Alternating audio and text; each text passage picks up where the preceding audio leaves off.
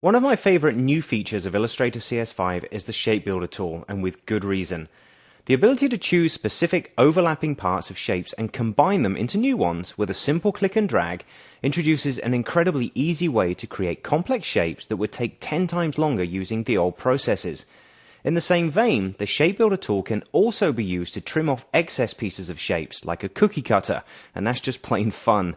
So let's use this wonderful new tool to create the perfect logo for our bicycle tour company, and along the way see how Pathfinder, Select Same, and the new drawing modes can help us in this process. So as well as the logo type or the emblem that we have here, we actually want to create an official logo for our company. Now this logo wants to suggest all roads meeting in the middle. If you can imagine being up in the sky and looking down at the top of a mountain, you'd have the peak or the summit in the middle, and all of these roads that come up from the valleys or wherever would all converge at this one point, and that's exactly what I want to convey with this design. Now we'll have to construct this logo from a series of overlapping objects and lines which are all centered and radially arranged, but then cut and separate them into different pieces so that we can color them, and this is going to give us a really complex shape in order to show you some of the very cool construction options inside of Illustrator. So this will be pretty fun to do. Now we need to do this in another document, and I've already got one prepared, so let's bring up our open dialog box and go down into your project files on the desktop, open the Illustrator files, and we'll open this file called Lechime Logo.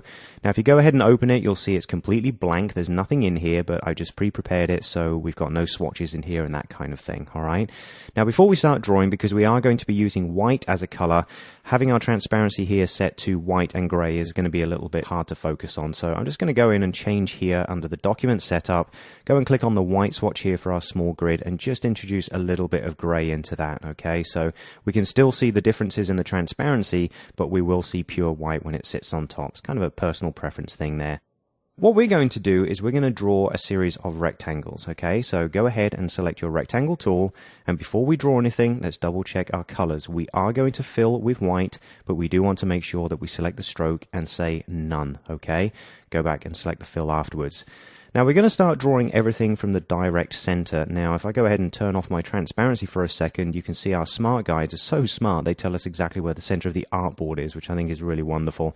So turning my transparency back on, keeping my cursor where it is, we want to draw from the center with the dialog box. So if you remember the keyboard shortcuts for this, we're going to hold down the Option key or the Alt on the PC and simply click to bring up a dialog box drawing from the middle. Our first shape is going to be 2 millimeters wide by 60 millimeters deep. All right, go ahead and say OK. And then we can zoom in a little bit closer. Now, before we draw the next shape, we could come up against a potential problem here that we've seen earlier on. You remember when we had our wheel graphic and we drew all of the circles, and then we did an example where if we fill them all with a color, some of the circles disappeared because the order in which they were drawn defined their stacking order on the page, okay? And we had to do bring to front and center back.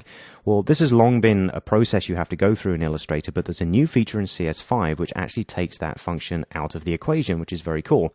Basically, down here in the lower side of the Tools panel, we have these three small icons, and these are your drawing modes. Now, if you have a single column tool panel, you'll only see one option at a time. Now, you can press Shift-D to switch modes, or click on the icon to view the other options, or you can even click on the double arrow icon at the top of your toolbar to make it a double column, as I have here. Either way, you can find all of the options. The first one we have is normal, which is your standard. Every shape you draw is automatically on top of the previous one, and that's really very much a normal process. However, the next one, this is very cool. Draw behind. Let's go ahead and select that. Now, every shape that we draw will automatically appear behind the other one, okay? So it saves us a lot of bring to front and center back. So let's position our cursor once again in the center, Option click to bring up that dialog box, and we'll change this one to 8 millimeters wide and still at 60 millimeters deep. Go ahead and say OK. Whilst we've got it selected, let's come into the colors and just fill it with black, and there you can see it is behind the other shape. So very, very cool option to have. Now, whilst we have that mode selected, let's go ahead and create our third and final shape just by bringing up the dialog box in the center again, and making this one 14 by 60 millimeters. Click OK, and let's choose maybe a light blue for this. Now I'm just going to go back to the main selection tool so we don't create any additional shapes, and at this point, just to be consistent and safe, let's go back and choose our normal drawing mode so we're not confused in the future as to why objects don't appear in front of other ones. Again, it's one of those things you need to bounce back and forth between, but it's very cool that that's now in Illustrator.